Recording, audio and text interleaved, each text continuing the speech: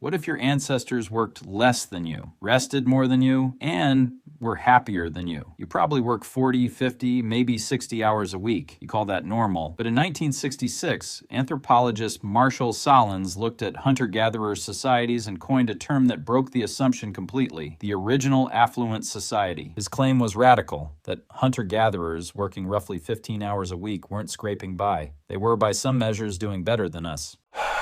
Decades later, anthropologist James Suzman spent years living with the Jew/Hoansi people of the Kalahari Desert, one of the last groups with a living memory of this lifestyle. His field data, published in his book Affluence Without Abundance, found adults worked an average of 15 hours a week on direct subsistence. Hunting, gathering, food prep. The rest of the week? Rest, storytelling, social time, sleep.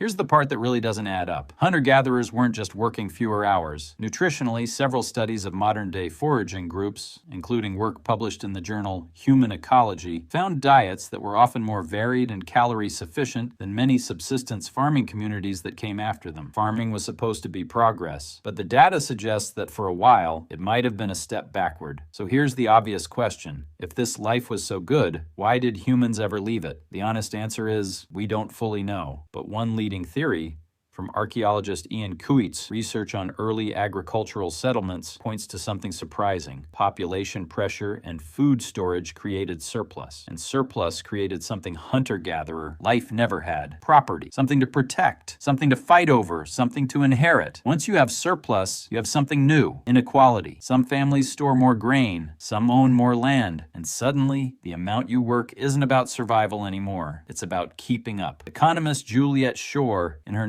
1991 book, The Overworked American, traced this exact pattern forward through history and found that industrialization didn't reduce human working hours. In many cases, it increased them compared to pre-industrial peasant labor. In fact, economic historian Juliet Schor's research estimated that a 13th century English peasant worked roughly 1,600 to 1,800 hours a year. Compare that to the average full-time American worker today, clocking in around 1,800 to 2,100 hours a year, depending on the source. Some medieval peasants, factoring in feast days and required rest days from the church calendar, may have had more true days off per year than you do. Now, to be fair, this isn't the full picture. Life expectancy was shorter. Medicine was nearly non-existent. Famine and violence were constant risks in a way most of us will never face. Nobody is saying hunter-gatherer or medieval life was better in every way. What the data actually says is narrower and stranger than that raw hours worked and reported day-to-day contentment may not track with what we assume progress should look like. So what actually changed? Some economists point to a specific shift: the introduction of the clock as a tool of labor discipline in early factories. Historian E. P. Thompson's influential 1967 paper, Time,